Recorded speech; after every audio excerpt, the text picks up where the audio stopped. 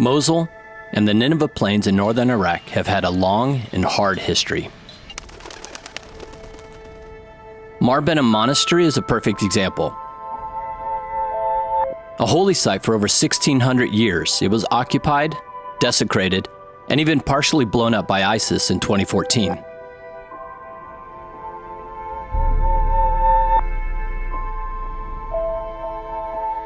The region has for some time been recovering from the war with ISIS that only ended in 2017 with the liberation of Mosul. And while the atmosphere is still steeped in uncertainty, there is no doubt the people have risen from the ashes stronger than ever. We saw this firsthand when we traveled to Mosul with a US-based group devoted to education and religious pluralism. The Good Road followed the work of nonprofit Hardwired for several episodes last season. But we are now turning our focus to the diverse voices and stories of the local Iraqis who are inspired by their own experience to join Hardwired and its fight for diversity and human dignity. People for whom trauma and violence cultivated an intense desire for peace and pluralism in their country.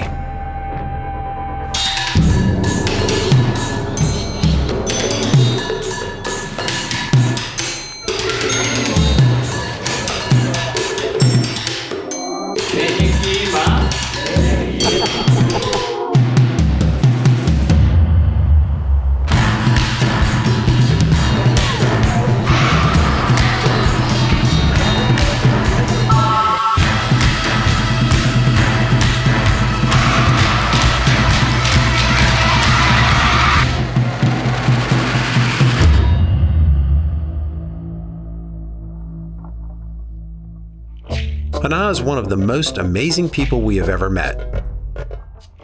She was the cultural liaison for Hardwired's program in Mosul, one of our key translators on production, and has an incredible personal story. We met Hanan near the Hardwired headquarters at a market in Karakosh, southeast of Mosul. Karakosh is a city for Christians people. They were here from a long time and they stayed because they felt comfortable to stay here because they feel peace. When ISIS came in, what changed?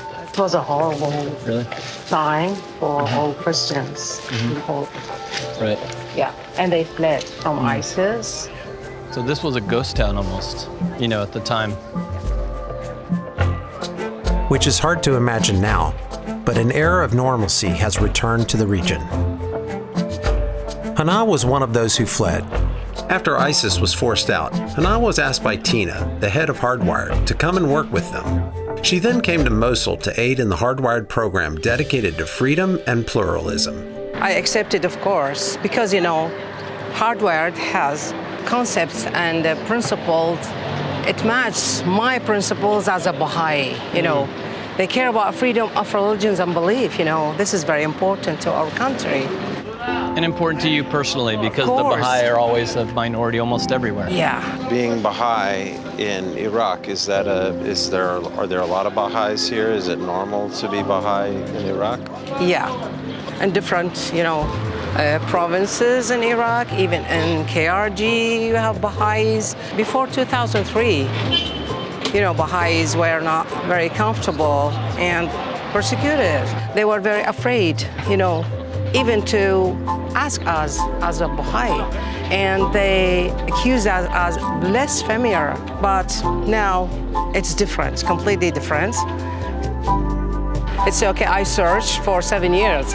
Right. Because, I was looking for peace, real peace.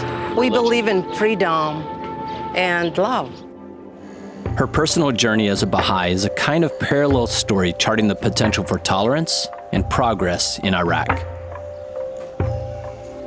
Talk a little bit more about you as an Iraqi. Well, because we faced hard time, for several years, and we need peace, and this is very important. So we need it for next generation. You always seem very happy and joyful. Yeah. You do. Yeah. And everybody loves you for that. You've also faced some very hard things yourself. Sure, of course. 2006, it was a horrible day. My son injured in a bombing time of Qaeda. He was 8 years old, and he went to the shop to buy something. I told him, don't go. It was Friday. I don't forget that day. It was really the worst day in my life. Then I heard a bombing. I immediately went out. Then I saw my son came. It was red and bleeding from everywhere from his head. My neighbor, they put it to kill people, okay? So my son was the victim.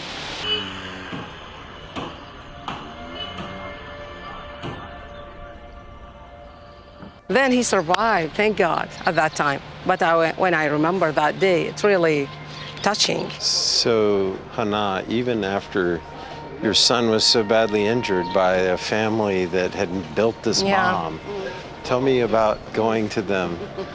I can't live without love and peace. So I forgive anyone, because my neighbor were arrested, the 3 men from that house. And I went and I talked with women and I prayed with them. I told them it's okay, everything will be okay. They became my friends. That's amazing. Yeah, and they respect me so much. I love me. That's a lot about you. Oh, thank you very much. It's hard to imagine for most people. Yeah. The people that did the bomb, hurt your child, and now you're friends. It's not easy to forgive, you know, your son but now we have to. Oh, he's wonderful, handsome.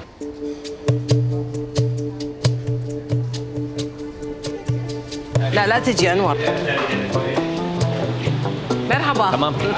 دخلت عزيزي. You My studied first degree was in KRG. Yeah. That was 1980. Yeah. Shukran. And they're very good people also, so I learned Kurdish. Ask this gentleman, is he from here? حضرتك منا؟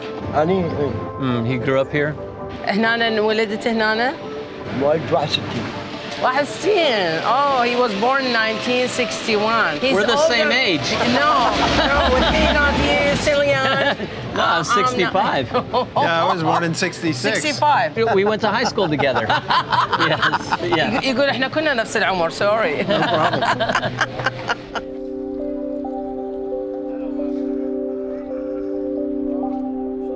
What does it mean home?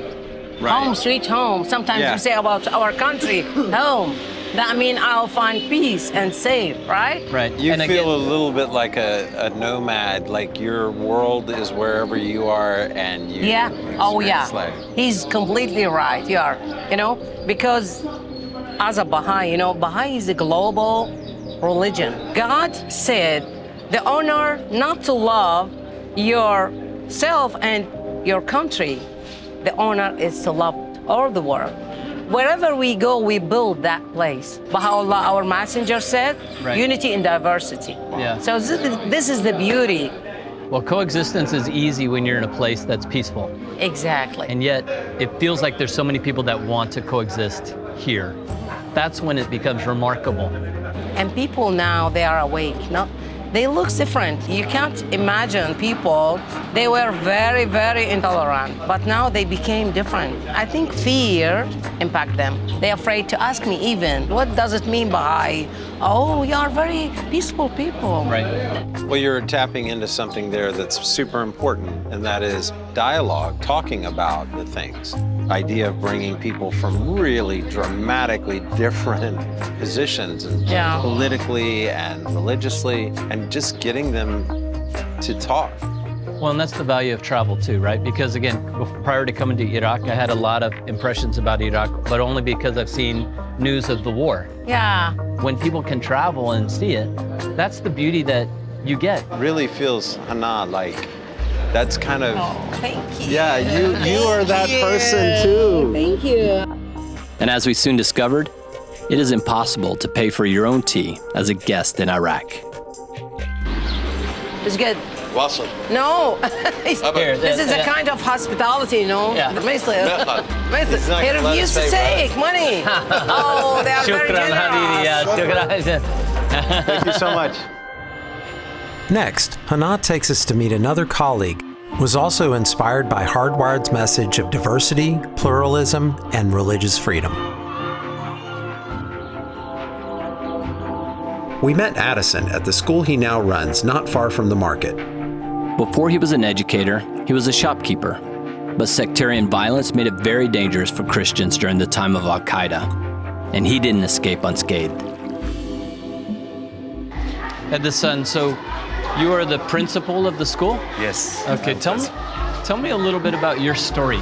نحن بالمنطقة ومنينو محافظة نينوى. In 2006 and 2007, we was afraid we were in risk as Christians. ب 2007 وأنا داخل طبعاً بعد أن حرمنا من الذهاب للموصل. And I had a shop. Then when I closed my shop, then I want to return back home. There was a bombing car waiting. At that time, it was a horrible moment. It looks like a fire blowing. هو دا يشوفني بأنه أنا راسي بدم. Then I observed my father was bleeding, and he observed that I was bleeding. And I touched his head, and he touched my head. Because we're afraid of, Right, yeah. each one will lose his life. Right. لكن ما عرفت منه وقف. صدفة وقف لي واحد. Till now, I don't know who saved us. They took us to the hospital in Erbil, in KRG. Then they made 4 operations to my brain. When I recovered, they asked me to move from my country, from my homeland. I couldn't do that. After this traumatic experience, many thought he and his family should leave, but he felt there was too much work to be done in Iraq. But in 2014, when ISIS invaded, it was simply too dangerous, and they fled. The scars are all around this neighborhood. ما عندك أي شيء طلعت بفقد بنفسك لكن الحمد لله والشكر احنا حافظنا على أولادنا وطلعنا. ISIS attacked the area, so we fled, the whole family, without food, without money, without clothes, without anything. But the only thing that we saved our life. KRG embraced us and also the church. As educated people, we couldn't stay without work or do anything. During their time as refugees, Addison organized refugee teachers and created a school for displaced people. About 200 teachers, they were, displaced. They didn't have work at that time. So I called them and I registered them and they work with me. When he returned back to the Nineveh Plains, he stayed in education, but noticed a change in the children. When we returned back after liberation, our children, the fears, they didn't trust anybody. They think all people are going to hurt them. And we tried, to let them understand not all people are bad. A relative recommended he explore a training event put on by Hardwired, and the experience impacted him deeply. جماعة ذكروا بأنه أكو hardwire. At that time, we participated in this training with Hardwired, and we returned back. We practiced this experience and the trainings with the whole staff, students as well. So we observed the impact and the conceptual change on those children. This thing would not happen without understanding that we have the right to live with the other people in coexistence. So all this happened because of the support of Tina and her team. شكراً للهاردوير لأنه هسه بدنا نشوف لهفة في أطفالنا الأعمال اللي يقومون بها. Thank you, Hardwired, to make our children, creative and believe in pluralism, coexistence, and we need all these concepts to live in our society in peace. And Addison, thank you for shepherding your children through this really horrific time. I mean, without you, not only could they not be educated, but they might not actually be alive. أكيد لم أكن أنا وحدي لكن عملنا كمجموعة. Didn't work alone. We were, team. Without them, I couldn't do anything. No, it's great work. Shukran. Thank you. It's a good story.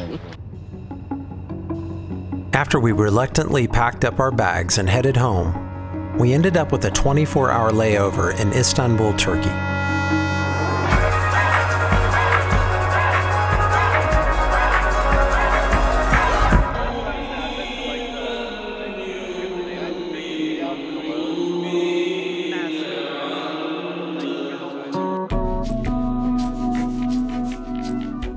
Sleep deprived and a bit overwhelmed, we got to spend some time with Arwa Damon, a journalist, war correspondent, and former CNN reporter who has covered Iraq for decades and started the nonprofit in Arwa. The International Network for Aid, Relief, and Assistance is devoted to helping children impacted by war and disaster throughout the region. Arwa is Syrian-American and is still doing important journalism in and around Iraq, Syria, the Israel-Hamas conflict, and the region as a whole. Arwa gave us a bird's-eye view of what's next for Iraq and the region.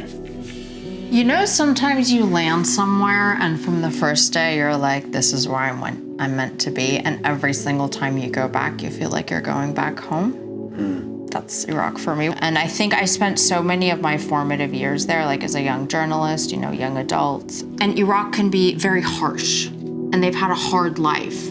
And yet there's this almost contradictory vein of kindness that runs through them. And I think that's what I love.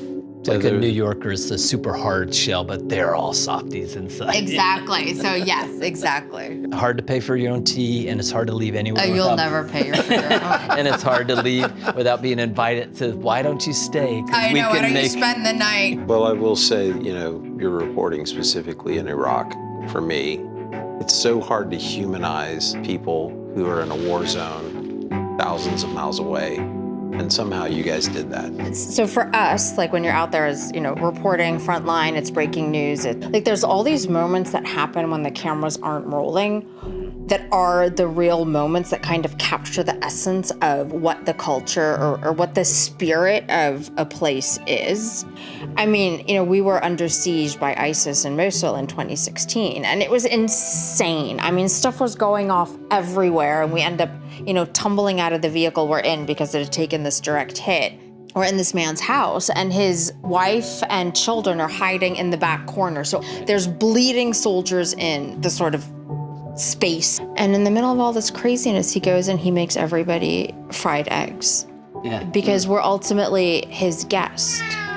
And being able to show moments like that create a certain link between peoples that might not have existed before. As soon as you said Iraq and fried eggs, and I was like, that's Iraq. That feels like breakfast, right? How do you do your job when bombs are going off and stuff? There's this thing of I'm there by choice. This might sound a bit harsh, but if we can't hack it, then maybe it's not your place to be. If I ever got to a point where I wasn't impacted by the story that I'm telling and by the people that I'm meeting, then I don't belong in this field anymore. They're trusting you with their innermost emotions, often at their most vulnerable of times, and you give it your everything, but it still doesn't make the kind of impact that you would want it to. And so that was something that took me years to sort of shift my thinking around. And I still struggle with it a little bit, a lot actually. You feel as if you've somehow failed because, surely what you're trying to do is recreate this moment that you've lived that has deeply impacted you, but it's someone else's life. But you're trying to recreate it and package it for a viewer. And you want them to feel the same thing that you felt in that moment. I want you to feel, the awe that you feel when someone who has nothing offers you their last cup of tea, or the almost, suffocating admiration that you can get for someone who, has been through so much and still has this strength about them. So you have this desire to want to bring someone into these other people's lives and build these bridges. And when you feel like you haven't been able to do that because perspectives aren't changing or, policy isn't changing, then you feel like you've failed. I mean, I do feel like I failed. Really? I know. And everyone's like, oh my God, don't say that about yourself, blah, blah, blah. But no, it's true. But I'm okay with it, which also sounds crazy, but I'm okay with it because you know what? You might not reach the millions that you want to reach, but if you reach one person, isn't it still worth it? Doesn't that still matter? No, you gotta reach at least 10 people. No, you're. I mean, we can't give up just because it's hard. That I can't do ever. Do you find that in the midst of all this kind of war and chaos and evil, that there's a fair amount of goodness in the world as well? It becomes harder and harder to find. It really does. I don't think that we deserve what has been given to us. I don't. But that being said, I do believe in the fight for what's right. And I have found that, and again, I'm probably super jaded, that individually, people can be extraordinary and good and inspiring, but when we collectively get together, selfishness and greed takes over. While you may be jaded, feels like you're still optimistic because you're still doing, Oh no, I'm a sucker for a lost cause. And that's what I love. I mean, because I get, it's like, oh yes, this is it again. But again, you're not stopping. Because even now, stopping. Yeah. Sort of pessimistic as I might seem or I might be, I mean, Iraq has changed enormously. 5 years ago in Baghdad, you couldn't go as a foreigner and, have a meal outside on a sidewalk because someone would shoot at you or you would get targeted for kidnapping or whatever. Right. Now you can. Right. But again, it all boils down to the security dynamics, and Iraq's security dynamics are all tied up in politics. The politics start to fall apart, security situation starts to fall apart. It's not the other way around. In reality, every kid that's younger than 20 has only seen the war thing as well. So I wonder what these kids will look like. So when you meet these young kids, right? Like they have such potential and they have such ideas and they have so much that they want to do. And we were covering the demonstrations in Baghdad and the way people were just fighting for their freedom and all of that. And it's so inspiring. It's almost like just let Iraq be. They had a dictatorship, then they had an occupation, and now they've got pick of any number of countries who are in there manipulating, pulling puppet strings. And if everyone were to just get out of the way and let them grow and thrive, Iraq could be an extraordinary place. But for that to happen, you're gonna need huge sweeping change, which means that everyone who is lining their pockets with money right now and all these very different sort of groups that are still jostling and vying for political and, let's face it, military power, they're gonna have to somehow be pushed out of the way. And that's, again, if we look at Lebanon and we see what that looks like down the road, it doesn't look good. I'll do anything for Iraq though. So thank you guys honestly for going there. We kind of fell in love with Iraq, but yeah, no, we fell in love with Iraq as well. Thank you so Thanks. much. Thanks I like how you say us. Iraq. Well, I don't know. I'm trying so hard. I suck at Arabic. The legend of Mar Bena comes to mind. A king's children converted to Christianity after experiencing an incredible miracle. Enraged, the king sent his soldiers to kill them. But before the soldiers were successful, the children were swallowed by the earth. Consumed by pain and regret, the king himself converted to Christianity and built the church as an act of redemption. The site itself is now holy to many different religious groups, as evident by the various styles associated with it. So when ISIS struck out at it, it was not striking out at Christianity or the Yazidis or anyone else, but at the idea of diversity, pluralism, and freedom itself. The Iraqi people have embraced a future full of these things that ISIS most feared.